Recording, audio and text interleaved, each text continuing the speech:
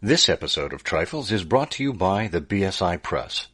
Manuscripts, collections of papers by international writers, and books covering a wide range of other Sherlockian topics. Find them online at BakerStreetIrregulars.com. Welcome to Trifles, a weekly podcast about the Sherlock Holmes stories. It is, of course, a trifle, but there is nothing so important as trifles.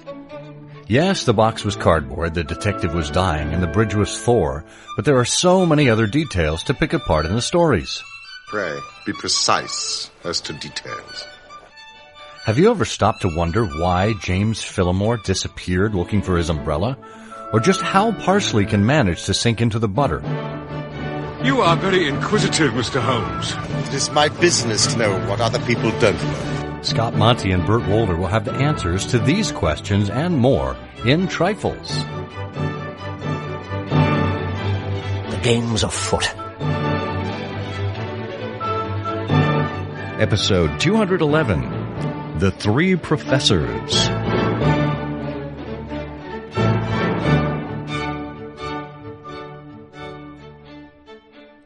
Hello and welcome to Trifles, the Sherlock Holmes podcast where we look at the details in the Sherlock Holmes stories. I'm Scott Monty. I'm Burt Wolder. Burt, have you got your mortarboard on? Do you know, the problem is I was doing some cement work earlier, and I do have my mortar board on, but I have to keep my head in a certain position or it keeps dripping on the carpet. Why, I would have mistaken you for a mason, a Freemason. Or a Perry Mason. Well, thank you so much for joining us here at Trifles once again. If you would like the show notes for this episode, they are available at ihose.co/trifles211. You will find a link that leads you to our homepage at SherlockHolmesPodcast.com to this specific episode's notes. You can click on links. You can get in touch with us there, leave a comment directly there. Of course, you can always email us at trifles@ihearofsherlock.com. And if you'd like to support the show, there are buttons there to become a patron on Patreon, or just go to just go to patreon.com/trifles. You can support the show for as little as $1 a month and become part of this community. And we do have rewards at higher levels as well. So check that out and see what works for you. Well, we're talking about the three professors. Now, if you, aside from the title of this episode, Burt, if you just had to think off the top of your head across the entire canon, the 60 stories related to Sherlock Holmes, how many how many professors would you think there are in the canon? Well, I would think 6 or fewer. I mean, if I was just thinking off the top of my head, but that's only because when you and I don't have my good old index with me, but when I think of the canon, at that very high level glance, I think about cases in which Holmes was at a university, in a university town, talking to people who were involved, in some case. I think also of people that I could lump mentally into the category of professor. So, for example, although he wasn't one, I tend to associate Leon Sterndale with exploration and so on. So I would think 6 or fewer, but I think actually the number, well, that's one answer. The other answer I would have is, maybe I could stick with that number, because the other answer I would have would also include Professor Joseph Bell. Because after all, the character of Sherlock Holmes was patterned after a professor who made an indelible impression on Conan Doyle when he was a student. And I think that is interesting, because one of the things I wanted to mention as we talked about this, and we can get back to it later, is the fact that the professors that we do meet in the canon are not the people who inspire admiration, the people who necessarily inspire confidence, the people who have remarkable insight into a new way to look at the world, who open eyes. And that's certainly a set of characteristics you'd associate with Joseph Bell. That's a great point. And, in some ways, we'll get into this in the specific three professors, that our title mentions, represent, is that they are all flawed in some way, as you've said. But to your point, off the top of your head, I would have thought the same as you. I would have thought 5, 6, 7 professors, maybe. And I was astounded to find as I searched, there really are only 3. Now, the 3 students, the story that actually lends its pattern to the title of the episode here, one would think if we're at Oxford or Cambridge or Camford or Oxbridge, we would be dealing with a professor. However, Mr. Hilton Soames is a tutor at Oxford. Certainly not a professor, hasn't risen to that level.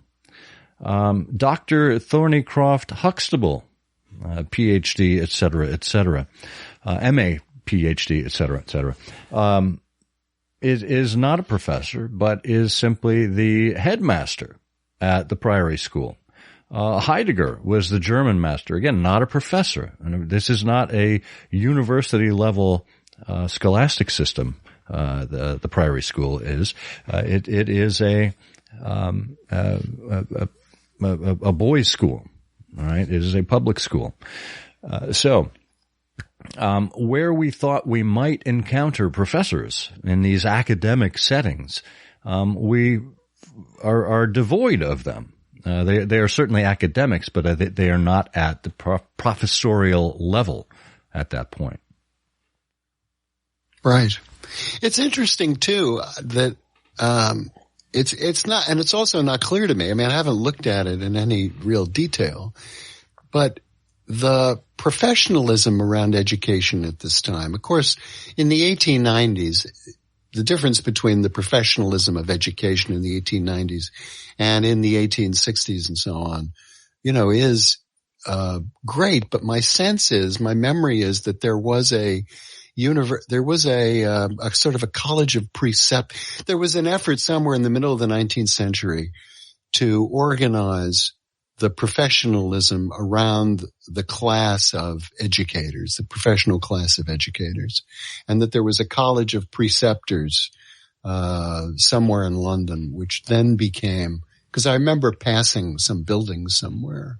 There was a college of teachers, and originally founded by Henry Stein Tyrrell of Brighton in 1846, the Society of Teachers, which was an attempt to create and maintain professional standards. And so that's interesting, but I don't know how that applied to actually the assignment of the title of professor. Was in other words, I guess what I'm stumbling around trying to ask is it because there was a real difference in being a professor? Because we know that Moriarty, as an example, was the chair of the mathematics department. And by the way, he had a remarkable fall, because we know from the description that we have of him in the canon that after he had that posting, chair of the mathematics department and so on, he had some sort of a fall from grace and he became an army coach, because we've talked about that in the past, which is sort of a huge drop in status. But I don't know if there was any formal, in other words, if you were meeting with a group of academics and collected their visiting cards and some said, I am professor, versus a lecturer or so on and so forth. I don't know if I'm just ignorant about the status of that title. Well, and you would think that if anyone were likely to have a professor assignation, it might be Thornycroft Huxtable. I mean, he's got a doctorate. He's got a PhD. However, when you think about it, and you think about what he said to Holmes, have you read Huxtable's Sidelights on Horace? Well, the PhD obviously was it was not about administration. It was really about his subject matter expertise in the classics. It probably would have been. And he could very well have been a professor of the classics somewhere, a professor of Greek and Latin literature, via Horace. But that was not his station at the Priory School. You know, he was an administrator rather than a true academic. As far as we know, we don't know that he teaches any classes. But again, you wouldn't need a professor at a public school. That's something likely to be found at the university level. So interesting. Well, why don't we take a quick break and come back and talk about these three professors right after this quick word.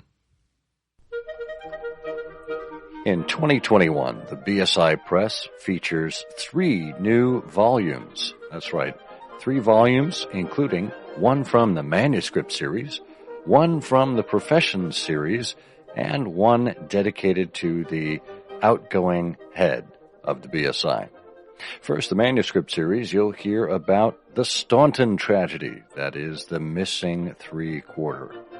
Mike Whalen, the former head of the BSI, has edited this book, in which a number of authors take aim at the missing 3/4. You'll learn about rugby, you'll learn about the mystery, you'll learn about, well, many things in the latest manuscript series. And in the latest Profession series, Michael Quigley and Marcia Pollock edit this volume that brings together corporals, colonels, and commissionaires as they look at military in the canon. And the third volume is A Quiet Air of Mastery, essays in honor of Mike Whalen as he steps down as the head of the Baker Street Irregulars. And that's edited by Les Klinger. All of these and more are available at bakerstreetirregulars.com under the BSI Press section. Be sure to pick up your copy today.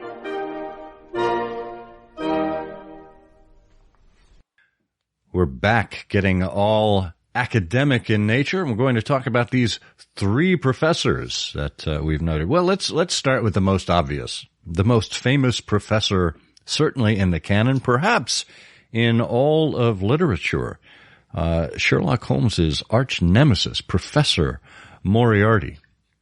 Now, as we go through this, I one of the things that's always stood out to me, and it probably because of the accent that Jeremy Brett put on it. I do need to look at the original text again, but in his exchange with Moriarty in Baker Street, that famous face-off, he calls him Mr. Moriarty, specifically avoiding his professional title. I remember that from the Brett performance, but I should look at the final problem to see exactly what we're talking about. Yeah, he did mention him. He did. He said, "You have paid me several compliments, Mr. Moriarty. Let me pay you one in return." Yeah. And it's a great subject. I don't know if anybody's written about this. In his final note to Watson, too. We know. Yeah. My dear Watson, I write these few lines to the courtesy of Mr. Moriarty. You know, almost acknowledging that the professor was taken down at some point, that he was involved in a scandal. He was perhaps stripped of his title, or simply that the line of work that he found himself in later on after leaving the academic world did not confer upon him the honorific that professor would have normally greeted him with. Yeah, that's interesting. It would be nice to confirm exactly, what sort of honorific professor was. I wonder if anybody's written about that in the Baker Street Journal. But one of the nice things that we have about Moriarty, nice things about Moriarty, one of the bits of information that we have in the canon about Moriarty comes from someone who is not Sherlock Holmes and not Dr. Watson, but it comes from Inspector MacDonald in the early pages of The Valley of Fear. And this is, The Valley of Fear is a wonderful novel. I think it's one of the best. It's really done by a real professional. There's a lot of wonderful things going on in the Valley of Fear from a literary standpoint, I think. But it's also interesting because, in terms of its publication date, it appears after the adventure, the final problem, and so on, after Holmes's hiatus.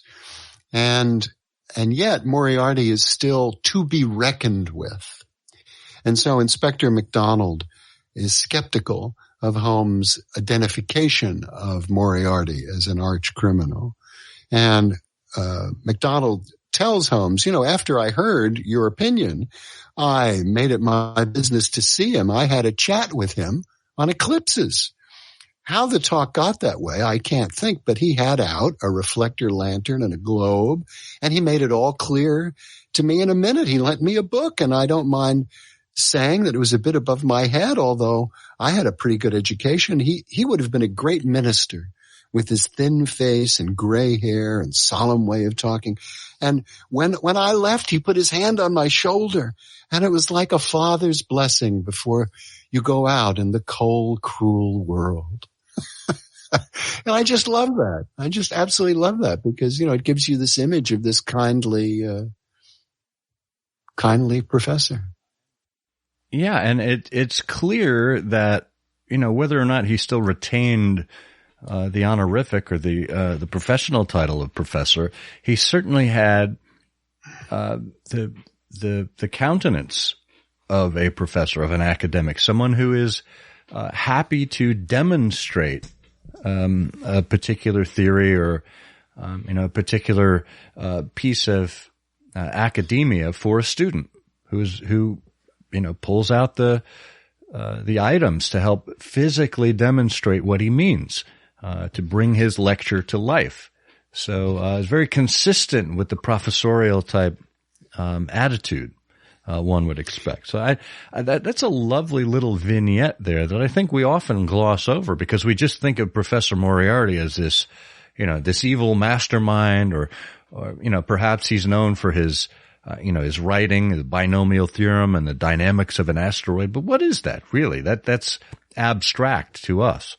And to see this little vignette from MacDonald as a demonstration of a teacher in a classroom, I think it's just a lovely little nugget. Yeah, I do too.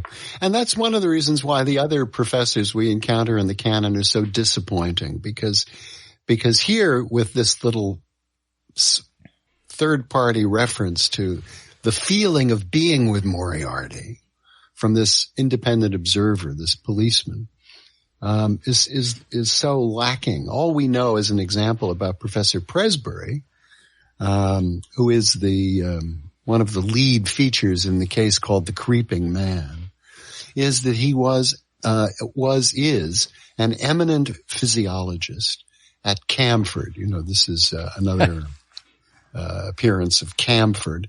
Born in 1842, he's a widower with one daughter, and he became engaged to the daughter of another professor, a professor of comparative anatomy also at Camford, and that he was a portly, large-featured man, grave, tall, frock-coated, with the dignity of bearing which a lecturer needs. And I don't know, it's and then, of course, Professor Presbury gets up to very bizarre things. Little monkey business. Yeah, a little monkey business. Little monkey business. Well, it's interesting with Presbury. There is that very detached nature. And he sounds very, very somber, very removed from, the verve of life, as it were, which, I suppose, you could picture some academics being like that, simply being about their area of expertise. But what do we have in Professor Presbury but a hopeless romantic, someone who, wanted to impress upon his fiancée, that he still had some vitality left in him. And essentially, look, the notion of youth And the claim for eternal youth has been something that I think has been part of the human imagination since the beginning of time. We certainly know it through the Fountain of Youth, that classic myth. Professor Presbury personifies it here. We see it today in terms of Cialis and Viagra. This is simply, claiming our youth in some ways. And that is essentially what Professor Presbury did with his serum of languor, to impress his vitality and youth upon his fiancée. So again, misguided, sad, not evil in the way that Professor Moriarty was, but just flawed. He's a flawed human being, like so many of us are. Mm. Well, it's interesting. If he'd been painted in other terms, if, he was sprightly, energetic, interested in a variety of things, quick to speech, had a different countenance, it would make the circumstances of the case of the creeping man significantly less satisfactory. Mm. So I suppose the fact that it's all of a piece is not an accident. And then, another professor that we encounter, the third professor we encounter, is in the Golden Pince-Nez, and that's Professor Quorum, who is really burned out. He's been consumed. He is sort of in this great career scheme of things. He's sort of a pile of ash. He is an elderly invalid engaged in the analysis of documents found in Coptic monasteries in Syria and Egypt. And he says, tobacco and my work, that is all that is left to me. Well, and we picture him in his room surrounded by books, right? The ultimate in academia. We're recording this right now. As I look to your study and as you look to mine, we are surrounded by books. We're not confined to a bed or a wheelchair. But it's wonderful to be surrounded by books that we have at our fingertips, to be able to continue our learning in quiet times. Now, we don't necessarily have Alexandrian cigarettes that we're ordering by the thousands, but we continue to be inspired by that which we read. Do we ever have a sense? Because Professor Quorum, I think, is the professor about whom we know the least of these three. And I think we've done them in descending order. But do we ever have a sense as to what Quorum was a professor of? I mean, we know he's studying, as you say, Syrian and Coptic literature, but documents found in good question. I don't know. I don't think we ever do. So. But learn more about as that? We learn a little bit about his backstory as a Russian revolutionary with his wife Anna, who reveals her hiding place. I think what we have in Professor Quorum, at least in his youth, is a bit of an idealist. Someone who was seeing the world for what he wished it to be or what he thought it could be. And obviously it was not the desire of the Russian government at the time to take him at his word. I think there's a wonderful dramatization of this in the Granada version of the Golden Pince-Nez, and they tied it in nicely with the 1905 Russian Revolution. But like many academics, looking for kind of the progressive and liberal side of things, pushing society to where they thought it could be. Well, that's interesting. I never thought about that. Chronologically, the case of the Golden Pince-Nez is generally associated as having taken place in around late 1894, November 1894. And so it would be a mistake to confuse that with the Russian Revolution of the early 20th century. So it's a different Russian Revolution. Right. Well, there's always a revolution going on there. Yeah, something. But that's right. I hadn't thought about that. I like that very much, that he had this backstory or this characteristic, of being an idealist and a crusader. I like that a lot. Well, professors have much to teach us, and they also have much to learn from the world. And that is just a trifle. It is, of course, a trifle, but there is nothing so important as trifles. Please join us again next week for another installment of Trifles. Show notes are available on SherlockHolmesPodcast.com. Please subscribe to us on Apple Podcasts and be sure to check out our longer show, I Hear of Sherlock Everywhere, where we interview notable Sherlockians and share news of the Sherlockian world. You've taken my breath away, Mr. Holmes.